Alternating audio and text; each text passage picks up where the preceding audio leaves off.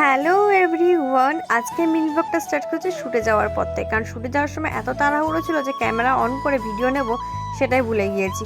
তো যাই হোক, আজকে ছিল হেয়ার ডেমনস্ট্রেশন শাইনিজির ব্যাচে। আর এটা হচ্ছে আমার ফুল লুক, মানে হেয়ারের। কেমন লাগছে তোমরা অবশ্যই কমেন্ট করে আমাকে জানিও।